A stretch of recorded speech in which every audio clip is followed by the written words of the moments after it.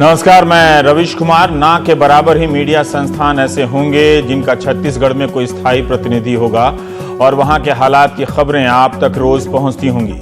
सुकमा हमले के बाद आपने टीवी स्क्रीन पर एक शब्द देखा होगा, ग्राउंड रिपोर्टिंग, ग्राउंड जीरो से रिपोर्टिंग। आमतौर पर लाल रंग से ग्राउंड जीरो लिखा जाता है। जहां से रिपोर्टिंग जीरो है वहां के ग्राउंड जीरो से रिपोर्टिंग होने लगी है। ग्राउंड जीरो का मतलब क्या होता है, इसके लिए हमने दो डिक्शनरी की मदद ली, मैक्स वेबस्टर और ऑक्सफोर्ड डिक्शनरी। इनके अनुसार जिस सतह पर या ठीक उसके नीचे परमाणु विस्फोट होता है उसे ग्राउंड जीरो कहते हैं। जिस जगह से कोई गतिविधि शुरू होती है या जिस जगह पर होती है उसे ग्राउंड जीरो कहते हैं। 2001 में न्यूयॉर्क के वर्ल्ड ट्रेड टावर पर हमला हुआ और वो टावर गिरा दिया गया तो उसे ग्राउंड जीरो कहा गया। कई बार हमें खुद से पूछना चाहिए कि जिस शब्द का इस्तेमाल कर रहे हैं उसका ठीक ठीक मतलब जानते भी हैं या नहीं। ध्यान से लगता है जानते हैं, अक्सर हम नहीं जानते हैं। हम का मतलब मीडिया से है, आप तो सब जानते हैं। शब्दों का जिक्र इसलिए किया क्योंकि नक्सल हमले के बाद जिन शब्दों का इस्तेमाल हो रहा है उसे गौर से सुनिए। सुकमा हमले के बाद किस तथ्य और तर्क के आधार पर कई चैनलों ने नक्सल समस्या के खात्मे का ऐलान कर दिया है। हैरानी होती है, इस तरह से पेश किया जा रहा है जैसे अंतिम किला या अंतिम गढ़ बाकी रह गया है जो सड़क बनने के बाद ढह जाने वाला है। क्या सब कुछ इतना आसान और सरल है कि पत्रकार एक दिन की ग्राउंड रिपोर्टिंग से ये जान गया है और सरकारों ने बताया तो उसे भरोसा भी हो गया है? आप इन बातों की परवाह ना भी करें तो भी आपका कोई नुकसान नहीं, क्योंकि इसके बाद भी प्राइवेट स्कूल वाले मनमानी फीस तो लेंगे ही। 800 की जगह 2000 के जूते आपसे खरीदवाते रहेंगे। नक्सली हमले के बाद हम चैनलों की दुनिया में फिर से भावुक और जोश से भर देने वाले शब्द लौट आए हैं, जैसे ये बलिदान व्यर्थ नहीं जाएगा, नक्सली हमले का शेर, जांबाज, शूरवीर, शौर्य गाथा, भारत मां का सपूत, शहीदों का परिवार मांगे बदला, कब लेंगे बलिदान का बदला, बदले की तारीख बताओ। हम मीडिया वालों के पास इससे अधिक ना तो समझ है ना ही कोई दूसरा तरीका जिससे हम छत्तीसगढ़ की घटनाओं को आप तक पहुंचा सकें संवेदनाओं के साथ। अब आपकी भी ट्रेनिंग इसी तरह की हो गई है कि बलिदान, बहादुरी और बदला से आगे समझने का ना तो आपके पास वक्त है ना ही दिलचस्पी। भारत में दो शब्दों की दो समस्याएं हैं। दो शब्दों की इन दो समस्याओं के पीछे लाखों की संख्या में सेना और अर्धसैनिक बल कई साल से लगे हैं। इन दो शब्दों की दो समस्याओं के नाम हैं कश्मीर समस्या और नक्सल समस्या। नक्सल समस्या के कारण क्या है, अब क्या नया हो रहा है, कहां से लोग आते हैं और कहां से बंदूकें आती हैं, कहां से इनके पास मिलिट्री जैसी ट्रेनिंग होती है कि सीआरपीएफ के जवानों को घात लगाकर मार देते हैं, बारूदी सुरंग बिछा देते हैं, ये सब किसी को कुछ नहीं मालूम। कहा गया है कि नोटबंदी के कारण आतंकवाद और नक्सलवाद कम हो गया। खुद प्रधानमंत्री ने राज्यसभा में बताया कि 700 नक्सलियों ने आत्मसमर्पण किया है। यह सारी बातें पब्लिक में चल भी रही हैं। मेरे कहने का मतलब सिर्फ इतना है कि ना तो हम तक ये बात पहुंचती है कि इतने सालों बाद भी नक्सली समस्या क्यों है, और ना ही यह बात कि इसे दूर करने के लिए क्या नया हो रहा है। बंदूक ही समाधान है तो बंदूक को इतना वक्त क्यों लग रहा है? जाहिर है यह सब सुनने समझने के लिए वक्त और धीरज चाहिए, जो ना हमारे पास है और ना आपके पास।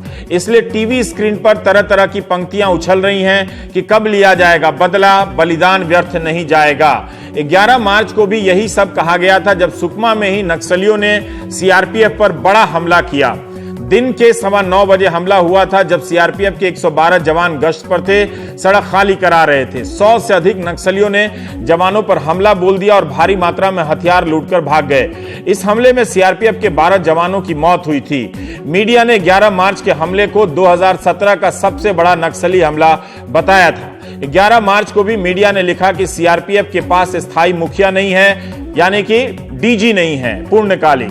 24 अप्रैल के हमले के बाद भी मीडिया ने कहा कि सीआरपीएफ का स्थायी मुखिया क्यों नहीं है। यह सवाल ठीक लगता है, लेकिन स्थायी मुखिया के होने से हमला नहीं होता या स्थिति में सुधार हो जाता, इसकी क्या गारंटी है? यहां सवाल क्या होना चाहिए, स्थायी मुखिया के साथ कोई नीति है भी या नहीं, या सब कुछ स्थायी मुखिया या डीजी तक ही सीमित है?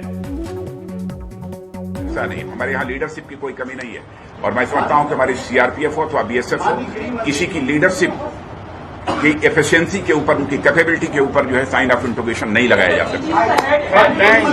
लीडरशिप की no price of leadership in CRPF कोई फर्क नहीं। और यहाँ पर और यदि सीनियर ऑफिसर्स की पोस्टिंग करनी होगी तो वह भी हम करेंगे, यह भी हमने तय किया। नहीं, हम यह आपको बतला के नहीं करेंगे। Thank you. क्या कुछ अभी स्ट्रेटजी एयरफोर्स की भी यहाँ पर की बढ़ा? नहीं, जो कुछ भी है स्ट्रेटजी आप लोगों को पहले भी मैंने बताया कि कभी भी स्ट्रेटजी डिस्क्लोज नहीं की जाती, क्या कर रहे हैं, कैसे कर रहे हैं। इसी सुकमा में 7 साल पहले नक्सलियों ने 76 जवानों को मार दिया था। इस बार 25 जवानों को मारा है। भावुक शब्दों से अगर इंसाफ मिलता या बदला ले लिया जाता तो ये 2 शब्दों की 2 समस्याएं समाप्त हो चुकी होती। मीडिया तो बलिदान का बदला लेने की तारीख भी पूछ रहा है। तारीख पूछने वालों से पूछा जा सकता है कि सब कुछ बलिदान या बदला ही है या नक्सली समस्या से लड़ने की नीति रणनीति की भी कभी समीक्षा होगी। इतना बदलाव तो आ ही गया है कि अब इन हमलों के बाद किसी से इस्तीफा नहीं मांगा जाता है, किसी की जवाबदेही नहीं होती है। ऐसी राष्ट्रीय सहमति कभी नहीं देखी गई। सुकमा हमले के वक्त भी प्रधानमंत्री ने गृहमंत्री से बात की थी, हालात का जायजा लिया था, घटना की निंदा की थी और शहीदों का सम्मान किया था और गृहमंत्री सुकमा भी गए थे। घटना की निंदा तब भी की गई थी और तब भी कहा गया था कि जवानों का बलिदान व्यर्थ नहीं जाएगा। तमाम घटनाओं की रिपोर्टिंग भी स्थायी रूप से नेताओं की प्रतिक्रिया की तरह होती जा रही है। बदला ले लिया जाएगा तो क्या नक्सल समस्या दूर हो जाएगी? और बदला 24 अप्रैल की घटना का ही क्यों लिया जाएगा? क्या 11 मार्च को मारे गए 12 जवानों का बदला नहीं लिया जाना चाहिए? क्या उनकी शहादत का कोई मोल नहीं? उनकी शहादत का क्यों नहीं बदला लिया गया? मैं बस इतना कह रहा हूं कि टीवी और राजनीति ने जो आपको भाषा दी है, जो शब्दावली आपको दी है, उसमें आप फंस गए हैं। आप ही नहीं, हम भी फंस गए हैं। यह भ्रम की भाषा है जिससे सिर्फ धारणा बनती है, सूचना और समीक्षा की इसमें कोई गुंजाइश नहीं होती। सीआरपीएफ के बहादुर जवानों को सुनिए, फिर सोचिए कैसे तमाम गश्ती चुस्ती के बाद 300 नक्सली आम आदिवासी जनता को ढाल बनाकर सामने आ गए और हमला कर दिया, वो भी दिन के वक्त। नक्सलियों ने पहले गांव वालों को भेजा हमारी लोकेशन चेक करने के लिए, तो गांव वालों के हाथ में हथियार नहीं, हम गोली कैसे मारे उनको। बाकी उनके बाद में नक्सलियों ने लगभग 300 स्ट्रेंथ थी नक्सलियों की, मिलिट्री दल की, ब्लैक यूनिफॉर्म में थे सभी।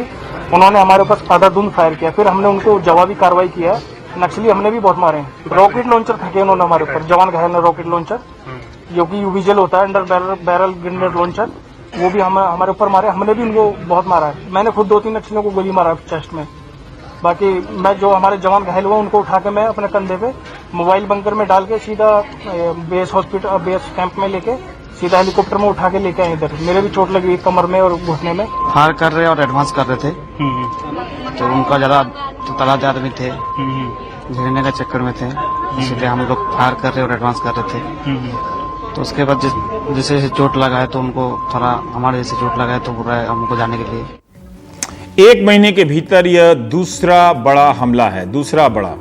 1 महीने में हमारे 38 जवान शहीद हो गए। क्या हम यह सवाल पूछ सकते हैं कि जो 300 नक्सली काले लिबास में आए, जिन्होंने भारी मात्रा में हथियारों को लूटा, बारूद और गोलियों तक को लूटा, जवानों को मारा, और मीडिया में क्या दिख रहा है? उनके छोड़े हुए कपड़े, पानी की बोतलें और गोलियों के खोखे। ये नक्सली कहां से इतनी बड़ी संख्या में आ गए और इतने जवानों को मारकर गायब हो गए, समझ नहीं आता। अब ड्रोन सर्विलांस, उपग्रह से ली जाने वाली तस्वीरों की बात क्यों नहीं हो रही है? हमले के वक्त हमारे जवान सूचना तकनीकी से भी लैस होंगे, फिर हम क्यों नहीं जान पाते हैं कि जवानों पर हमला करने वाले ये नक्सली इतने सफल कैसे हो गए? उस पक्ष के बारे में कोई मुकम्मल खबर क्यों नहीं होती है? क्या यह आपको भयावह नहीं लगता कि इतने सालों से जवानों पर हमले हो रहे हैं, इतने सालों से हम और आप वही बातें करते चले जा रहे हैं? It is one of the positions where our troops were there and where our troops got martyred. Now I will take you to the places where we had taken positions and our troops were injured or they lost lives. This is another such position. You can see blood stains here. And coming to the next place.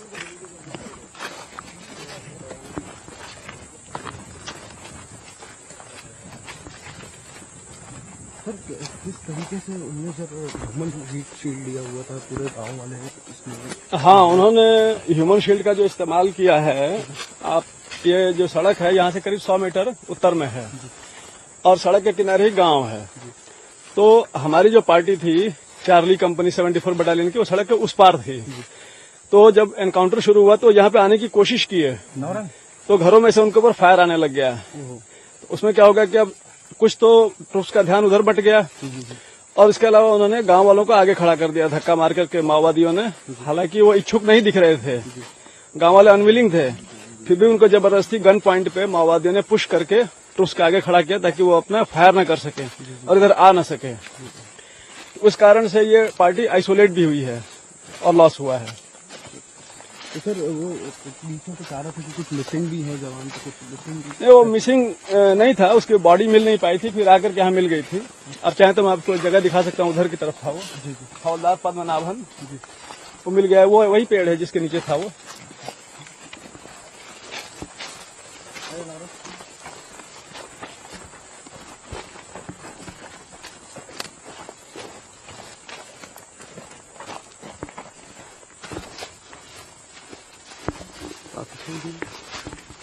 जिस missing जवान की बात कर रहे हैं वो missing नहीं था, उसका पार्थिव शरीर यहाँ पे था। वो बहादुरी से लड़ते हुए शहीद हुआ है। सर क्या नाम था? हवलदार एम पद्मनाभन। हवलदार एम पद्मनाभन जी। सर इसमें कितना लूट हुआ? सर लूट की लूट का एक्चुअली हम लोग अभी असेस कर रहे हैं कि मोबाइल फोन पर्स वगैरह तो नहीं ले गए हैं वो, लेकिन क्योंकि ये प्राइवेट आइटम्स होते हैं तो निश्चित तौर पे कोई आंकड़ा बता नहीं सकता। लेकिन ऐसा होता है कि माओवादी जवानों के निजी सामान को भी लूटते हैं, जैसे उनका पैसा हुआ, उनका मोबाइल फोन वगैरह हुआ, वो लूट के ले जाते हैं। सर जवानों के शहीद होने के बाद उनके ऊपर क्या कुछ कुल्हाड़ी से एक्स या फिर और ऐसा कुछ? हाँ, ऐसा हुआ है। म्यूटिलेशन भी हुआ है शरीर का, जो है उन्होंने किया, डिफाइल किया है। जी सर अभी further course of action? Further course of action अभी हम लोग करेंगे कार्रवाई। अभी विचार कर रहे हैं कि क्या करना हम लोगों को। तो वो तो क्योंकि गोपनीयता की बात है तो मैं आपको ऐसे बता नहीं सकता।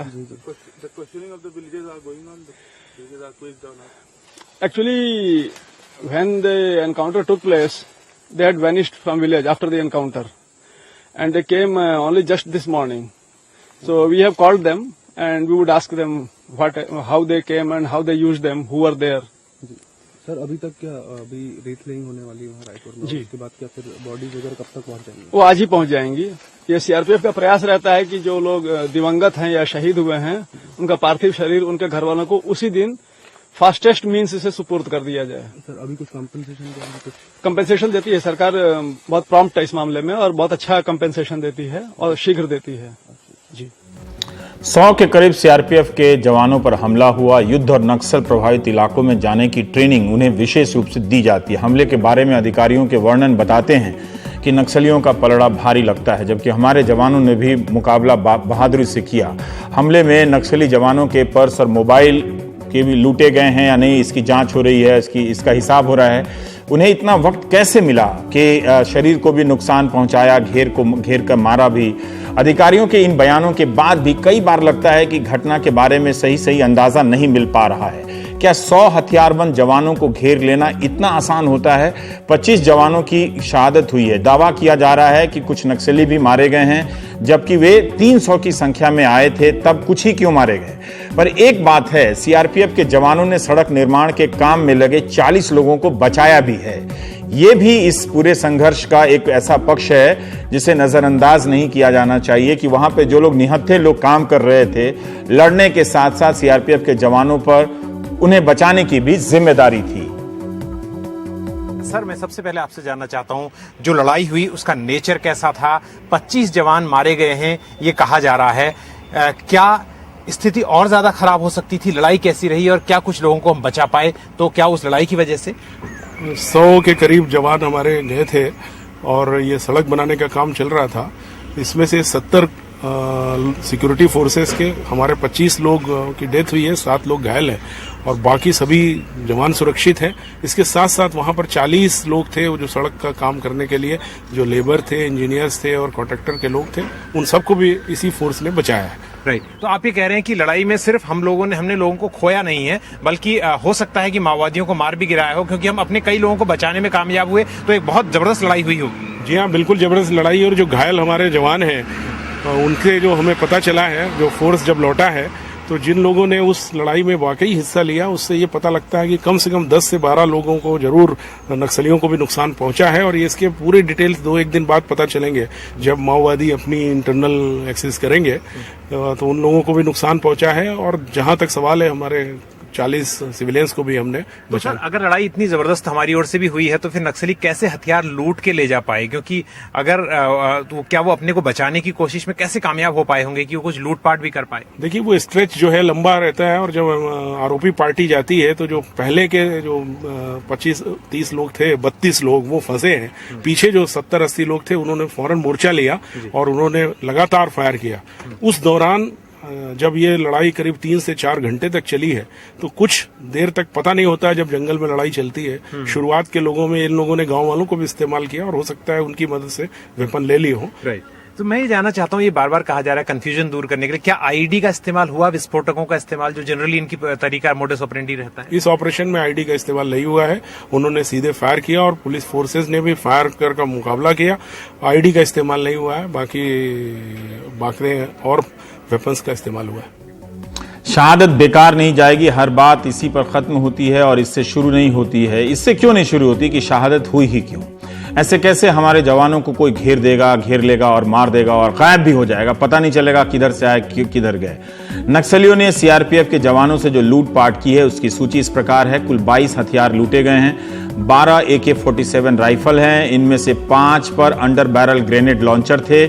AKM-4, INSAS light machine gun 2, INSAS rifle 3, wireless set 5, binocular 2, bullet proof jacket 22, DSMD 1, deep search metal detector इसको बोलते हैं, AK-47 के 59 मैगजीन, AKM के 16 मैगजीन, इंसास LMG के 16 मैगजीन, इंसास राइफल के 15 मैगजीन, गोली बारूद AK-MS 2820 राउंड, इंसास के 600 राउंड, UPGL के 62 राउंड, छत्तीसगढ़ के ये सब देखिए इतना सारा कुछ लूट के ले गए। जवानों का नुकसान भी किया, जान का भी नुकसान किया, और इतना सारा कुछ लूट के ले गए। साथ ही उनके जो नक्सलियों को जो मारे जाने का दावा कर रहा है उनकी भी बॉडी वो उठाकर ले गए हैं। तो ये सोचिए कि हम कहां थे और किस स्तर थे। इसीलिए मैं कह रहा हूं कि जब तक दोनों तस्वीर नहीं आएगी ये कहानी पूरी नहीं है। छत्तीसगढ़ के मुख्यमंत्री रमन सिंह ने कहा है कि सुकमा की लड़ाई देश की सबसे बड़ी लड़ाई है। समय आ गया है कि एक रणनीति के साथ आगे बढ़ा जाए। क्या एक रणनीति के साथ आगे बढ़ने का समय 25 जवानों की मौत और 7 के घायल होने के बाद आया है? अगर सुकमा की लड़ाई देश की सबसे बड़ी लड़ाई है तो उसका समय क्या 25 अप्रैल को आया? इस तरह की बातों का क्या यह मतलब है कि देश की सबसे बड़ी लड़ाई हम बिना एक रणनीति या किसी ठोस रणनीति के लड़ रहे हैं? क्या ऐसा हो सकता है? इतना ही मैं कहना चाहूंगा कि हमारे सीआरपीएफ के बहादुर जवानों का यह बलिदान किसी भी सूरत में हम लोग व्यर्थ नहीं जाने देंगे। हमने इसे चुनौती के रूप में स्वीकार किया है। इसीलिए यह भी फैसला किया है कि हमारी जो LWE की स्ट्रेटजी है उसको हम पुनः रिव्यू करने जा रहे हैं। जरूरत होगी तो हम उसे रिवाइज भी करेंगे। और 8 मई को दिल्ली में वह बैठक मैंने बुलाई है और कई राज्यों के अधिकारी उस बैठक में मौजूद रहेंगे। गृहमंत्री ने एक शब्द का इस्तेमाल किया, LWE की स्ट्रेटेजी। LWE मतलब लेफ्ट विंग एक्सट्रीमिज्म, मतलब वामपंथी उग्रवाद उसे कहते हैं। उसकी जो रणनीति उसके बारे में बता रहे थे। कहना आसान है, जिनके घर में बलिदान की खबर पहुंचती है उन पर जो बीतती है उसे हम लच्छेदार शब्दों से क्या बयां करें और क्यों करें। आप चाहते हैं कि आप इन आवाजों को सुनिए, महसूस कीजिए कि जिन्हें हम सिर्फ शहादत बलिदान के फ्रेम में देखते हैं, उन्हें घर में पति, भाई, पिता, भतीजा, बेटा, बेटी न जाने किस किस फ्रेम में देखा जाता होगा।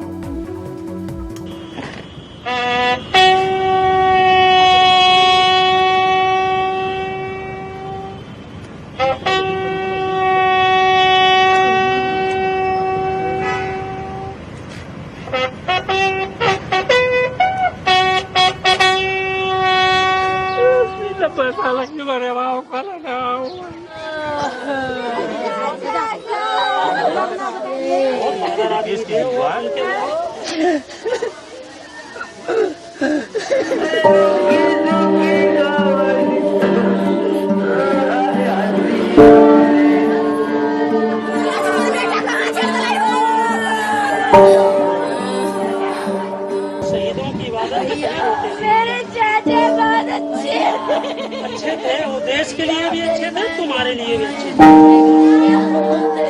देश के प्रति जवान शहीद हुआ है बच्चा, कोई और अपने पर्सनल व्यवहार उसके लिए नहीं, शहीद पूरे देश के लिए हुआ है और देश को उस पर बहुत बड़ा गर्व है। आप हिम्मत हारे नहीं।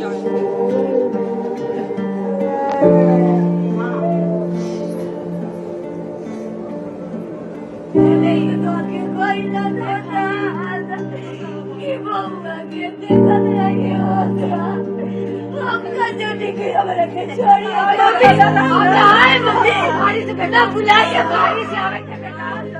मुझे अपने बेटे पे बहुत नाज है। नहीं ना भैया,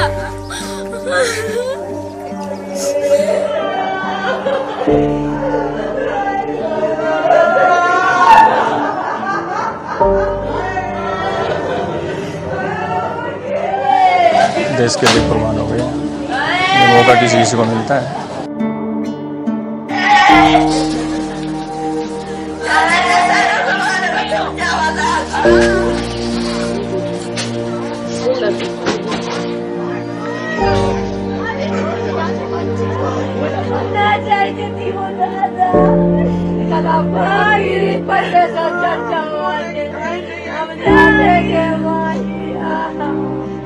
देश के समय उनके देश के लिए इतना मत कर दिया।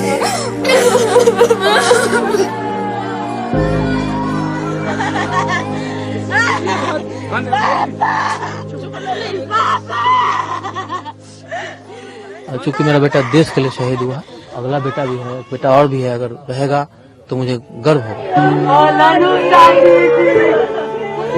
गवर्नमेंट की इंटेलिजेंस कितनी है, सुते पे सारे, उन्होंने पता ही नहीं कि हम की होंदिया।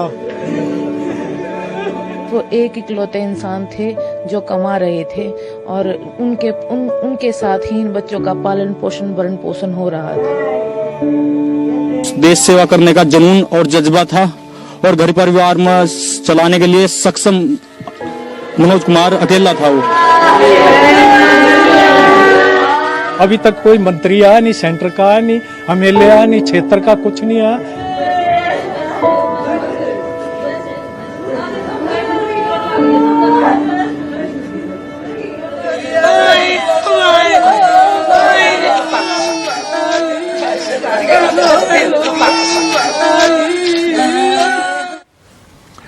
रोने वाले के पास कोई शब्द नहीं है और बोलने वालों के पास एक ही वाक्य है, देश के लिए।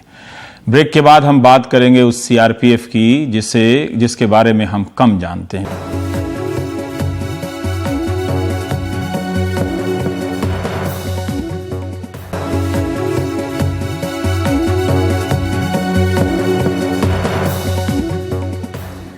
सीआरपीएफ भारत का सबसे बड़ा केंद्रीय पुलिस बल है। केंद्रीय पुलिस बल और अर्धसैनिक बल में फर्क होता है। अर्धसैनिक बल सिर्फ असम राइफल्स है, क्योंकि उसका जो प्रमुख होता है वो सेना का होता है।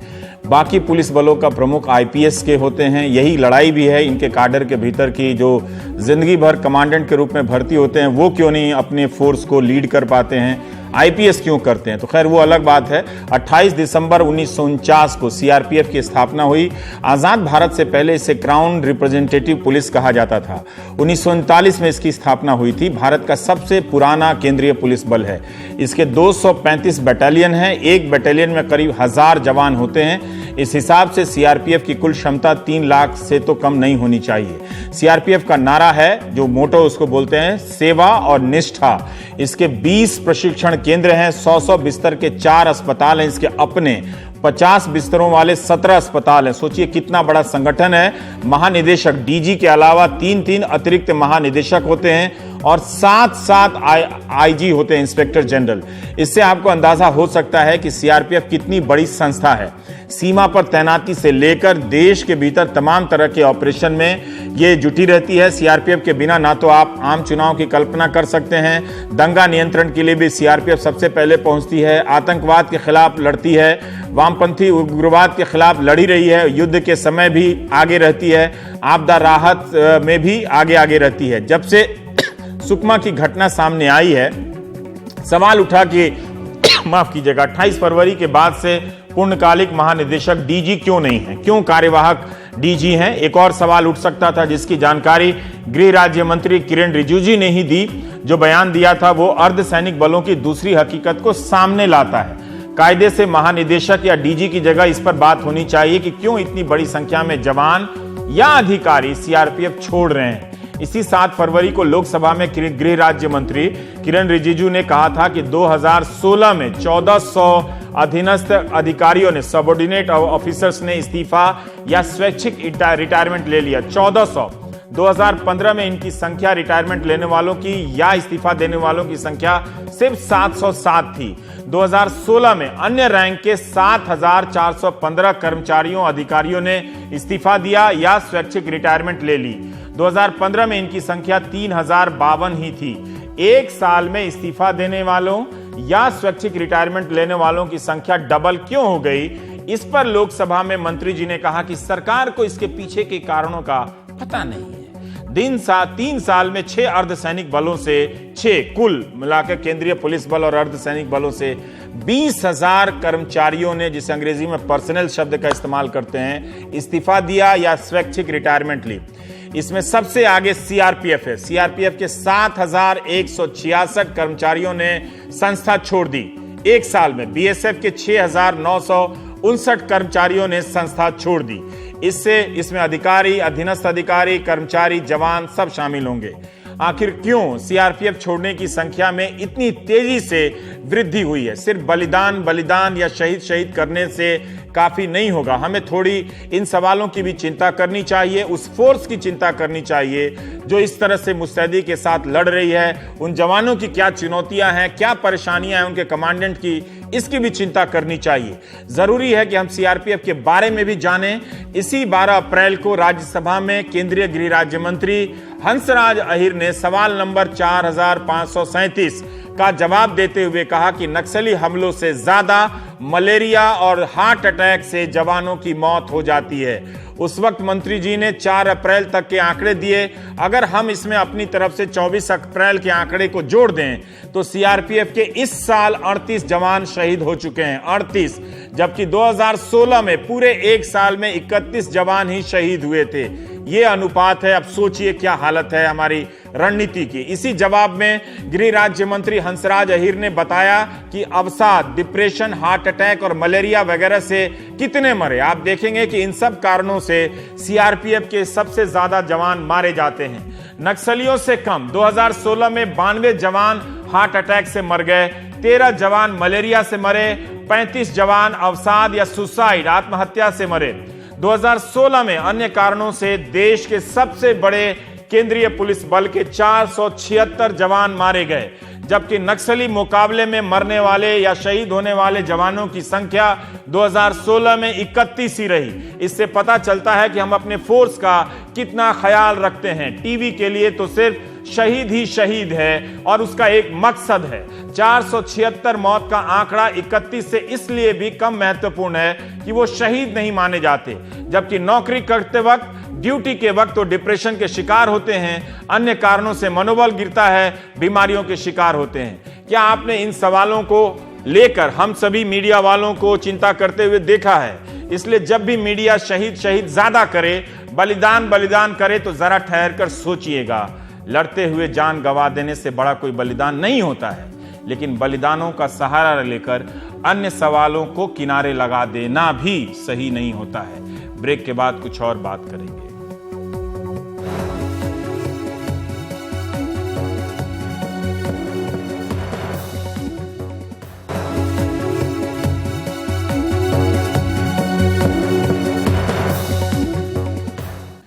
बाबरी मस्जिद गिराने के केस में बीजेपी के वरिष्ठ नेता लाल कृष्ण आडवाणी, मुरली मनोहर जोशी समेत 12 लोगों पर आपराधिक साजिश का मुकदमा चलेगा। सुप्रीम कोर्ट के इस आदेश के बाद से ही यह मामला सुर्खियों में है। अब इस मामले में एक बड़ा दावा किया गया है और करने वाले हैं मुख्य आरोपी इसी मामले के पवन पांडे। पवन पांडे अयोध्या आंदोलन के वक्त यूपी में शिवसेना के अध्यक्ष थे और शिवसेना के संस्थापक बाल ठाकरे के करीबी। 1989 में वो लाल कृष्ण आडवाणी की रथ यात्रा में भी शामिल हुए। राम जन्मभूमि न्यास के अध्यक्ष महंत रामचंद्र परमहंस के भी करीबी रहे। पवन पांडे का दावा है कि बाबरी ढांचे को योजनाबद्ध तरीके से गिराया गया और कल्याण सिंह के मुख्यमंत्री बनने के बाद ही इसे गिराने की योजना बननी शुरू हुई। हमारे सहयोगी सौरभ शुक्ला ने पवन पांडे से बात की है। बाबरी मस्जिद विध्वंस 25 साल हो गए। बहुत सारे राजनीतिक पार्टियों ने अपनी राजनीति चमकाई है इससे, लेकिन उस दिन आखिर हुआ क्या था? क्या वो जो ढांचा गिराया गया वो सोची समझी साजिश थी, या फिर अनायास कार सेवकों ने आक्रोश में आकर के मस्जिद ढा दी? हमारे साथ इस वक्त पवन पांडे जी हैं। ये वो शख्स हैं जो मुख्य आरोपी भी हैं इस केस में, और उस वक्त वहां पर मौजूद थे। शिवसेना के उस समय विधायक थे अकबरपुर फैजाबाद में, और शिवसेना के प्रदेश अध्यक्ष थे। हम एनडीटीवी पर उनको लेकर के आए हैं। वो हमें बताएंगे कि आखिरकार उस वक्त क्या हुआ था, क्या रोल था उमा भारती का, क्या आडवाणी का रोल था और क्या रोल था उनका। क्योंकि अब सुप्रीम कोर्ट ने कह दिया है कि केस चलेगा, लखनऊ बेंच में 2 साल में केस पूरा करना है। हमारे साथ पवन पांडे हैं इस वक्त, उनसे बात करते हैं। सर, क्या था वो केस? साजिश थी या अचानक से सब कुछ हो गया, कार सेवक अपने आप आ गए और फिर वो ढांचा ढह गया, जैसा कि ज्यादातर नेता कहते रहे हैं? राजनीति चमकी है लेकिन नेताओं की उससे। देखिए, इसे साजिश कहना बिल्कुल गलत होगा, लेकिन ये पूरी योजनाबद्ध तरीके से जो तैयारी की गई थी उसी का हिस्सा था, और उसी में यह बाबरी मस्जिद का ढांचा ढहा। तो ये मैं योजनाबद्ध तरीके से, चूंकि मैं उसमें जुड़ा भी था, तो इसलिए मैं ये नहीं कह सकता कि अटेंडम हुआ, एकाएक हुआ, बल्कि ये योजनाबद्ध तरीके से जैसी योजना बनाई गई थी वैसा ही हुआ। सर, क्या इसकी जो कहते हैं कि ग्राउंड वर्क था, जो इसका ताना बाना था, वो कल्याण सिंह के मुख्यमंत्री बनने के बाद शुरू हो गया था? देखिए, यहाँ मैं ये कहना चाहूँगा कि इसकी शुरुआत तो जब 1990 में 2 अक्टूबर और 30 नवंबर को तत्कालीन सरकार ने, मुलायम सिंह ने गोलीकांड कराया था। उसी के बाद पूरे हिंदू जनांश में एक आक्रोश था और आंदोलन की तेज शुरुआत हो गई थी। लेकिन इसी बीच सरकार बदली और भारतीय जनता पार्टी को राम जन्मभूमि के मंदिर, भव्य निर्माण के मंदिर के लिए माइंडेड मिला, बहुमत मिला, और लोग इसको अपने तरीके से हटाने का प्रयास करने लगे। मैं यहाँ आपको बताना चाहूँगा कि जब माननीय कल्याण सिंह जी मुख्यमंत्री का शपथ लिए, उसके तुरंत बाद ये सारे लोग धर्म संसद में पारित उन प्रस्तावों को, जिनके आधार पर भारतीय जनता पार्टी को बहुमत मिला था, उसको लेकर अयोध्या में एक मीटिंग की गई थी, जिसमें माननीय मुख्यमंत्री जी कल्याण सिंह जी ने यह कहा था कि मैं राम मंदिर के निर्माण के लिए जो भी कानूनी रास्ता होगा उसे प्रशस्त करूंगा और राम मंदिर का निर्माण कराऊंगा। उस मीटिंग में थे आप? मैं उस मीटिंग में दिगंबर अखाड़े में था, और भाजपा के सभी शीर्षस्थ नेता थे। आडवाणी जी, उमा भारती जी, ऋतुंबरा जी, विष्णु हर डालमिया जी, और बहुत सारे लोग, 250 करीब नेता थे उसमें, और उसमें बात तय की गई थी। पवन जी, जब कार सेवा शुरू हुई 5 दिसंबर यानी 6 दिसंबर को ये ढांचा ढा दिया गया था। 5 दिसंबर को क्या हुआ था? मीटिंग हुई थी, उस मीटिंग में क्या हुआ था वो हमारे दर्शकों को आप बताएं। उस मीटिंग में कौन कौन था? मैं आपको बताना चाहूँगा कि यह 1991 में जब गवर्नमेंट बन गई तो सबसे पहले मीटिंग हुई उज्जैन में। महंत अवैधनाथ जी, जो गोरक्ष पीठ के महंत भी थे, वह उसमें धर्म संसद में यह प्रस्ताव लाए थे कि अब राम मंदिर का निर्माण होना चाहिए, और साधु संतों ने इस प्रस्ताव को पास करके उत्तर प्रदेश सरकार को भेजा था। दूसरी धर्म संसद की मीटिंग अयोध्या में हुई 29/10/2092 को, जिसमें यह कहा गया कि अब हम इंतज़ार नहीं कर सकते, हमको राम मंदिर की शुरुआत करनी होगी, वरना लोग हमको कतई बर्दाश्त नहीं करेंगे, वह न्यायालय और सरकार की बात पर विश्वास नहीं करेंगे, उन्हें तो सिर्फ राम मंदिर चाहिए।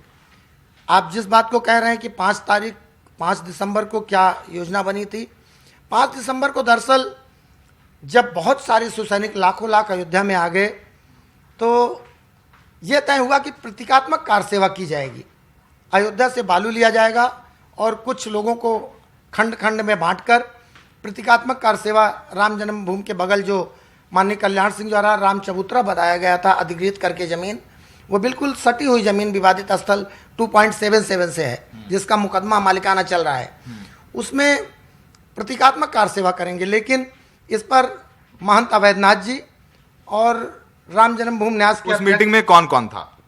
उसमें महंत अवैधनाथ जी और राम जन्मभूमि न्यास के अध्यक्ष माननीय पूजनीय रामचंद्र परमहंस जी, जो न्यास के अध्यक्ष भी थे, उन लोगों ने इस बात का विरोध किया था जिसमें और कौन था उसमें सारे लोग 250 लोग थे। आडवाणी जी थे उसमें, आडवाणी जी थे, उमा भारती जी थी, ऋतुम्बरा जी, विनय कटियार थे, विष्णु हरडालमिया थे, यानी जो बड़े नेता उसके बाद जो बीजेपी, अशोक सिंघल थे जिनके नेतृत्व में आंदोलन चल रहा था, और सारे लोग थे। आप भी थे उस मीटिंग में? मैं भी था उस मीटिंग में। मोरेश्वर सावे जी शिवसेना की तरफ से, यानी जो 5 तारीख को मीटिंग हुई उसमें जो परमहंस जी थे उस मीटिंग में थे। हाँ, उसमें सारे लोग थे जिसमें रणनीति तैयार हुई कि कल क्या होना है। हाँ, वो 6 तारीख को क्या होना है यही तय होना था। इसमें मत विभाजन हो गया, लोग 2 गुटों में बंट गए। कुछ लोगों का कहना था कि हम इस कलंक को मिटाएंगे जैसा कि धर्म संसद में तय हुआ है। उस पर अशोक सिंघल जी ने कहा था कि हम मीर बाकी के पत्थर को निकालकर बाकी जो ढांचे में वस्तु है वह सब राम मंदिर की है, इसलिए और कुछ न किया जाए। लेकिन महंत अवैधनाथ जी और रामचंद्र परमहंस जी ने कहा कि हम उस कलंक को, जो हिंदुओं पर लगा कलंक है, उसको किसी भी कीमत पर बर्दाश्त नहीं करेंगे। हमारे लोग तैयार हैं, हम उस ढांचे को गिराएंगे। यानी आप लोग जो कार सेवक थे वहां पर, क्या उनको ट्रेनिंग थी, क्या तैयारी थी आप लोगों की उस वक्त? पवन पांडे जी, क्या आप ये कह रहे हैं? ये बात सही है कि ट्रेनिंग लगभग 1.5 सालों से चल रही थी और इस बात की सभी को जानकारी थी। ये ट्रेनिंग कहाँ हुई सर? अब ट्रेनिंग तो बहुत सारे हिस्सों में 2500 लोगों को दी गई थी, लेकिन मेरे हिस्से में जो लोग थे वो चित्रकूट में कादमगिरी पर्वत है, उसी के पीछे ये ट्रेनिंग हम लोग पहाड़ पर चढ़ने, ऊंचाई पर चढ़ने का और पत्थर को काटने का। आप लोगों ने पूरी ट्रेनिंग थी? आप लोगों पूरी ट्रेनिंग थी। एक जो पूरा जत्था शिव सैनिकों का था वो भिंड में और चित्रकूट में इसकी ट्रेनिंग लिया था, जिसका अखबारों में भी इसके गिरने से पहले उल्लेख आ चुका है 30 नवंबर को शिवसेना के नेताओं के द्वारा कि सबको ट्रेनिंग दी कि हम ट्रेंड हैं और हम छोटे छोटे औजारों से उसको किस तरीके से गिराएंगे। फिर 6 तारीख को क्या हुआ? 5 तारीख को यह तय हो गया सारे लोगों के बीच, लेकिन जो और नेता थे वो दूसरी जगह लक्ष्मण टीला है, वहाँ से 500 मीटर दूरी पर, वहाँ पर उन लोगों ने मंच लगाकर इसको प्रतीकात्मक कार सेवा की शुरुआत कराई। उन नेताओं में कौन थे? उन नेताओं में सबसे प्रमुख थे अशोक सिंघल साहब, आडवाणी जी, उमा भारती जी, ऋतुम्बरा जी, विष्णु हरडालमिया जी, बहुत सारे नेता थे, साक्षी महाराज और बहुत सारे नेता थे उसमें, सारे बड़े नेता जी सारे, और शिवसेना के भी डेप्यूटी और शिवसेना के भी प्रधानमंत्री, शिवसेना के भी नेता थे, प्रताप सेना के थे, विश्व हिंदू परिषद थे, बजरंग दल के थे, सारे वहां इकट्ठा थे। ठीक है, उसके बाद क्या हुआ? उसके बाद जत्था आना शुरू हुआ तकरीबन 10:30 बजे। वहां पर जो आई कार्ड के तहत आ रहा था, लेकिन जो वहां बीजेपी ने कितने लोगों को आई कार्ड दिया था सर? 80,000 लोगों को उन्होंने उस समय आई कार्ड दिया था, 6 लाख लोगों में से। अच्छा, जिसको लेकर जनाक्रोश हुआ और लोग बोले कि हम आज कार सेवा करने आए, पहले ढांचे को गिराएंगे। इस पर कुछ लोग ऊपर चढ़ गए, बाकी लोग जो पहले से ट्रेंड थे, जो कल बता दिया गया था 5 तारीख को कि वो इस तरह तोड़ेंगे, वो पीछे से चढ़ के उसमें सेंध काटी किए और रस्से से उसको एक गुम्बद को गिरा दिए। जब एक गुम्बद गिर गया तब उस मंच से नेताओं ने भाषण दिया, जिसमें उमा भारती जी ने ये बात कही थी कि एक धक्का और दो, बाबरी मस्जिद तोड़ दो। आपने सुनी थी वो बात? वो बात रिकॉर्डेड है, हमारे सीबीआई कोर्ट में भी है, मैंने भी सुनी थी अपने आंख से, वो उसका सबूत है। ये लोग कैसे इस बात को कह रहे हैं मैं नहीं जानता, ये जाने। लेकिन मैं तो राम के नाम पर, राम हमारे केवल देवता नहीं है, वो हमारी आत्मा है, हमारी संस्कृति है, हम हमारे रोम रोम में है। पवन पांडे जी, 25 साल हो गए, 25 साल में आप क्यों नहीं बोले ये बात? हम इसलिए नहीं बोले कि 25 साल से मुकदमा सरकार बनाम पवन पांडे, जो सरकार बनाम बाल ठाकरे था, वो सरकार बनाम पवन पांडे चलने लगा और इन लोगों का मुकदमा अलग चल रहा था। हमने कभी भी न्यायालय में इस बात को नकारा नहीं है। हमने सीधे सपाट शब्दों में जब चार्ज फ्रेम हुआ तब भी कहा है, और जब 313 में ज़रूरत पड़ेगी तो मैं इस बात को कहूँगा। मैंने कोर्ट का सम्मान करते हुए अभी तक ये बात नहीं कही, लेकिन कुछ लोग इस पे अनर्गल बात कर रहे हैं। पवन पांडे जी, जो आज आपने ये बात कही है हमसे एनडीटीवी में, क्या आप सही ये सारी बातें कोर्ट में भी कहेंगे? मैं निश्चित रूप से बातें जब कोर्ट में मुझे 313 में पूछी जाएंगी तो मैं कहूँगा। इसके लिए मुझे कोई भी कीमत चुकानी पड़े, मैं पीछे नहीं हटूंगा। क्या अब तक आपका कोई बयान हुआ है कोर्ट में? अब तक मेरा कोई बयान नहीं हुआ है। बयान जब हम सफाई में मुझे कहने का अवसर मिलेगा, जो सीआरपीसी की व्यवस्था है। अब तक आपके वकील ने क्या कहा है? हमारे वकील के अभी कहने का कोई औचित्य नहीं है। कानून अभी 311 में उन 600 कुछ गवाहों को ले रहा है, जिसमें 193 लोगों ने गवाही दिया है। मेरे ऊपर मेन ये है कि उसको डिमोलिश करने के बाद हम मीर बाकी का पत्थर उठा ले गए। आपने उठाया था पत्थर मीर बाकी? वह मीर बाकी का पत्थर हमने उठाया था।